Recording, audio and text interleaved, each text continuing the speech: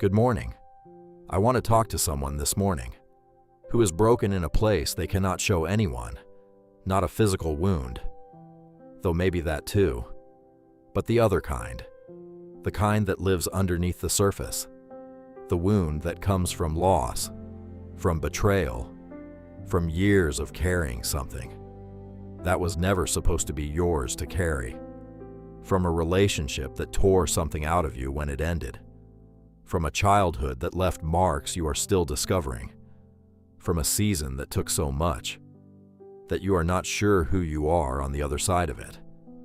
Maybe you look fine from the outside. Maybe most people who know you have no idea what is happening inside, but you know. And this morning, I want to speak to exactly that, because healing is not just for the body, and restoration is not just for things that are visibly broken. It is for the places no one can see. It is for the you that only you knows exists. And the God I want to speak to you about this morning heals those places too, specifically, personally, with full knowledge of exactly what happened and exactly what it cost you. Here is the honest thing about wounds. They do not always heal on their own. Time does not always heal all things. Sometimes time just puts distance between us and the wound, and we mistake the distance for healing. We move forward, we get busy, we build new things, and we tell ourselves we are okay, until something touches the old place, and we realize it is still there, tender, unresolved, waiting. There is also the problem of wounds that become walls. When something breaks us deeply enough, we do not just carry the wound. We build around it. We protect it.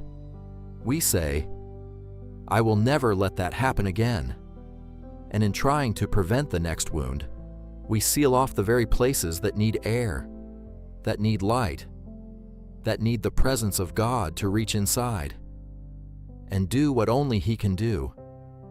And then there is the longest version of this problem, the one where we have prayed for healing. We have believed for it. We have stood on the promises. And still, the pain is present. The limp remains. The wound has not fully closed. And we begin to wonder, does God see this one? Does He heal this kind? Is this particular brokenness too complicated, too old, too deep for even Him to reach? I want to answer that question directly. No, nothing is too deep. Nothing is too old. Nothing is too complicated. And God has a specific word for the wound that people said would never fully heal. Jeremiah 30:17.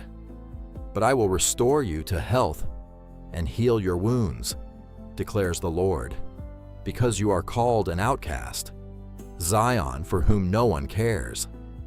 Because you are called an outcast, for whom no one cares. God specifically chose those words. He is not talking to the person whose wound is visible and validated. He is talking to the one whose pain has been dismissed, whose hurt has been minimized, who has been told, you should be over this by now. It was not that bad. Other people have been through worse. Just move on. God is speaking directly to that person this morning, the one whose wound went unacknowledged, the outcast, the one for whom no one cares. And He says, I will restore you to health. I will heal your wounds. The declaration comes from the mouth of the Lord Himself, not from a wishful friend, not from a well-meaning pastor, from the God who created the body and the soul and the spirit, the one who designed you, who knows every layer of what was broken, who sees what time cannot reach. And He says, I will heal it. I will restore it. And that word restore in the Hebrew is Allah. It means to cause to come up, to bring back to the surface, to raise what has been buried. There is nothing buried so deep in you that He cannot bring it back up, healed, whole, restored. Isaiah 53:5 says, By His wounds We are healed. His wounds purchased your healing. What was broken in you was already accounted for at the cross. The price was paid, not for your physical healing only, for everything, every layer, every wound, every place the enemy touched and thought he had won. It was all covered. And this morning, you can receive what was purchased for you. Before we pray, take one breath and bring to mind the specific place you need healing. You do not have to explain it. Just hold it and bring it to the God who heals the wounds no one else can reach. Lord Jesus, good morning.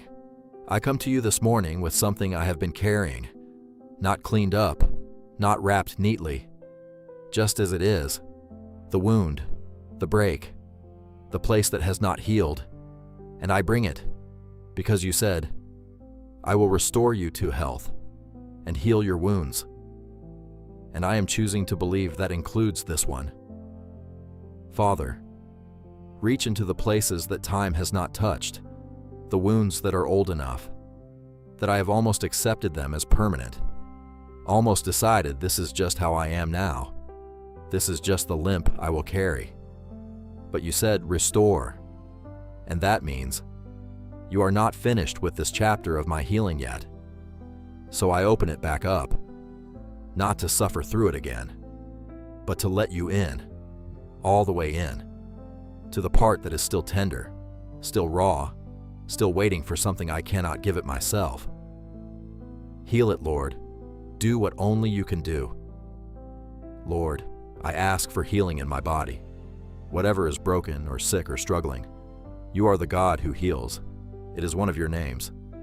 Jehovah Rapha, the Lord who heals, not the Lord who used to heal, not the Lord who heals sometimes, the Lord who heals, present tense, active, for this body.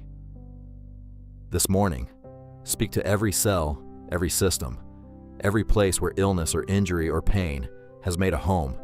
Command it to yield to the authority of the God who made this body and has the final word over what happens inside it.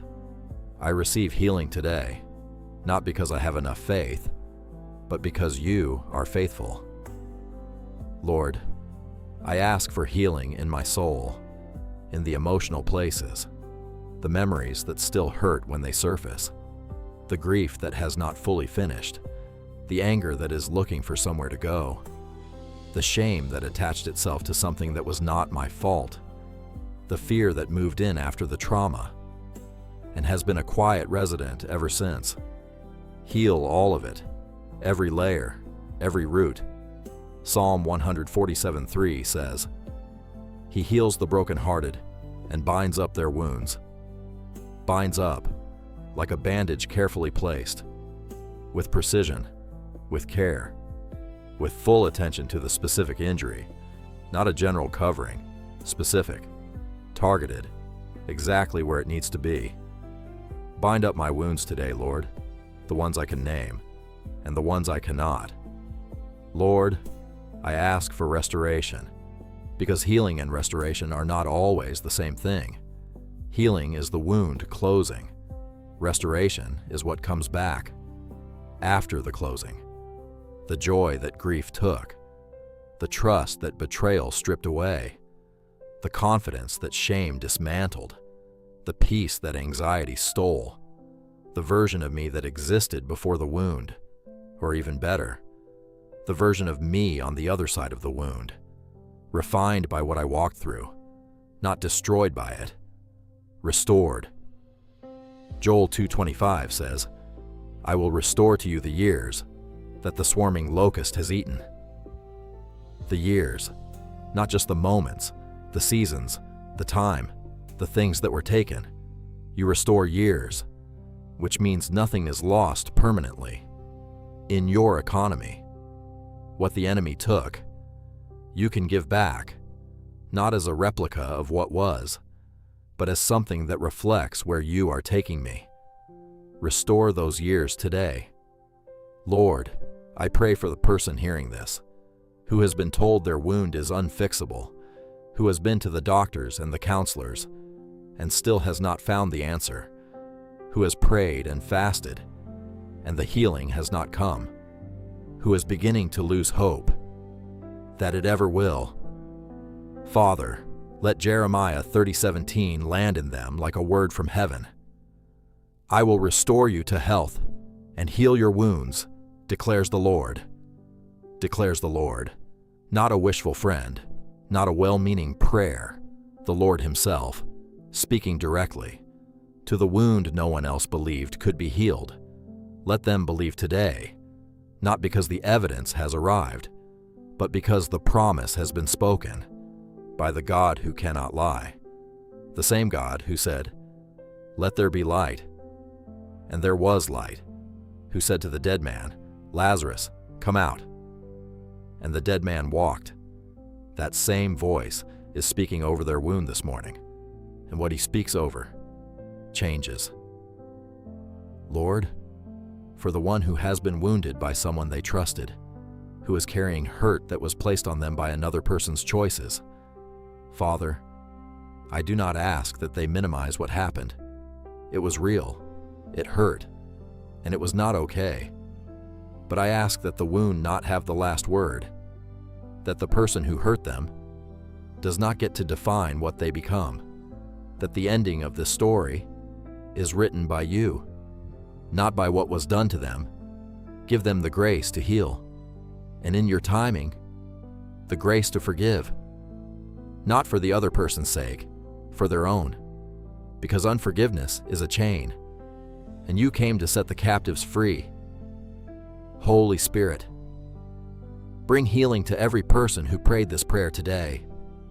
Deep healing, specific healing, the kind that reaches the place no one else has been able to reach. In the mighty name of Jesus Christ, amen. I am not defined by my wounds.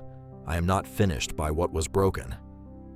God says, I will restore you to health and heal your wounds. I receive that today, for my body, for my soul, for the places that are still tender, for the years the enemy tried to take. Healing is mine. Restoration is mine. By his wounds, I am healed. Jeremiah 30:17. But I will restore you to health and heal your wounds, declares the Lord. That declares me. Today, if you are believing for healing and restoration today, write Amen before you leave, and subscribe for a new morning prayer every day. He heals, he restores. Receive it today.